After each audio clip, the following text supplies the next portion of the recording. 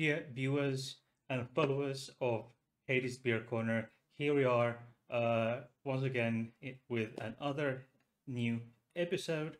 It's been quite a while. I've had things to do. I've been busy with other stuff in life, hence I haven't really had time for Beer Channel until now. And now I do. In the studio with me is Morran, or Hufsa in Norwegian. Thank you, Flems. So I often do not do videos on or about. Uh, I wouldn't have thought that I would make beers about alcohol-free beer, but I already have Corona Zero or Zero or whatever, however you wanna it's supposed to be pronounced. I'm not entirely sure. But this time it's a Belgian beer. Uh, Force Majeure. Uh, it's a Kriek, so it's a cherry beer, but it says 100% taste, 0% alcohol. So it's basically a Kriek beer, which has been de-alcoholized, or I'm not entirely sure or familiar with the process. So just bear with me, okay? So Kriek is a type of fruit beer, and usually, well, pretty much exclusively, it's a lambic beer. What lambic means, uh, I'll come to that a bit later. So a fruit beer is a beer which is made with fruit added as an adjunct or flavoring. This Some have uh, cherry or raspberry juice, for example, or juice concentrate syrup. Some have artificial flavoring, but this beer in particular has a cherry juice concentrate. So there's actually real berry juice in it. Um, and there's also a Leffe Ruby, which has elderberry juice in it.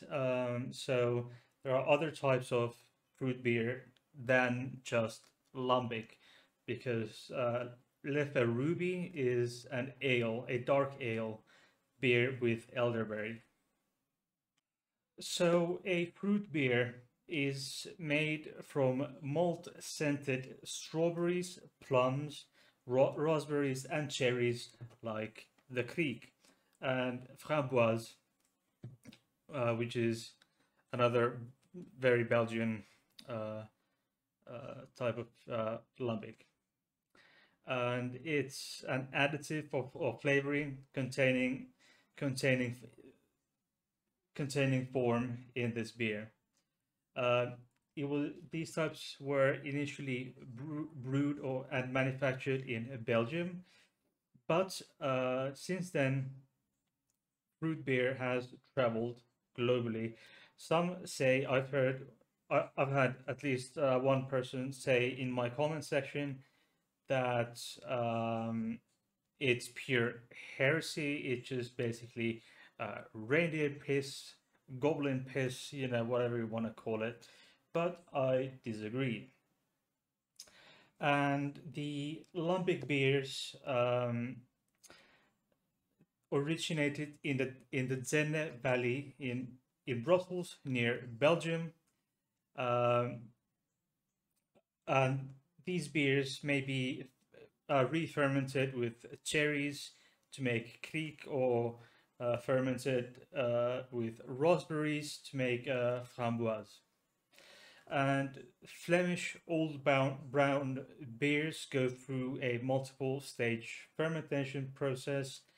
After after the first fermentation of the wort, sugar is added into the casks and the beer is re-fermented in the wooden casks. Fruit beer can be made from them by using fruit instead of sugar. So Kriek and Framboise are fine very fine examples of fruit beer, which are, as I just mentioned, made with fruits added as an adjunct or as flavoring. Um, and it's lambic is also, it happens to be a type of beer that is brewed in Pajottenland in Zenne Valley in Belgium, southwest of Brussels, and in Brussels itself since the 13th century. So it's been going on for quite a while. And the thing, what makes the Pajottenland and the Zenne Valley so very special is that they're only in that area and in a very, very small area somewhere on the German border. There is a wild, they have growing a wild yeast that they leave the casks open for the night. The yeast goes on top. They in the morning they close the casks and bring it to the cellar, and there we go. Types of lambic beers usually include Gueuze, Kriek, and Framboise. That is raspberry. I've tried one or two Gueuze beers, and I can't stand it. It's way too sour for me. I like the beers on a bit of a sweeter side, I think. Um, but lambic, as I said, it differs from most other beers in that it's fermented through exposure to wild yeasts and bacteria native to the Zenne Valley in Pajottenland near Brussels, as opposed to exposure to carefully cultivated strains of brewer's yeast. And this process gives the beer, the lambic beers, a dry, vinous, and cidery flavor to it. And uh, Flemish beer, old brown beers, go through multiple stages of um, of brewing or fermentation, which is I mentioned a bit earlier. And I can go, if my viewers once, let me know in the comments if you would like me to go into further into Flemish old brown beers, and I will gladly do it. But otherwise, I won't. It's not exactly my passion, but if my viewers want to, I will do it for sure. So Krieks are usually drunk from a bowl like beer glasses, and here's one. It's, as you can see, it's cherry colored.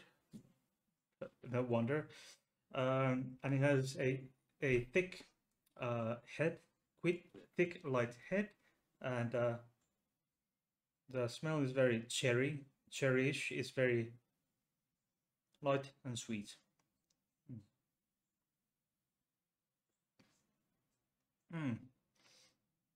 This is actually very, very good. Really good. Mm. Mm. Sweet, but not yet not too sweet. It has it's the vinous aftertaste to it, and the aftertaste or the back taste really, but it's very, very, very good. Mm. Excellent. And mind you that this is 0% alcohol. There's no alcohol in it. It's brewed in Belgium, and it um, does have water, malt, barley, and wheat malts, hops, concentrated, cherry juice, citric acid, sucralose. So it's been brewed and then de-alcoholized in some way. Often alcohol-free beers are really bland. They don't have any body to it. Like they're very thin. The body of the beer is very thin. The taste is bland. It's thin. Such was the case with Corona 0.0 degree percent. So, but this one is 0%, but it's still very full-bodied. I give it. Let's go with 7 out of 10. 7 out of 10 is this Majeure Kriek beer that we've witnessed today. Thank you very much for watching this video. Leave me a like, subscribe, and check the links below. Me and Hupsa or Moran, we thank you very much for watching, and I will see you in the next video.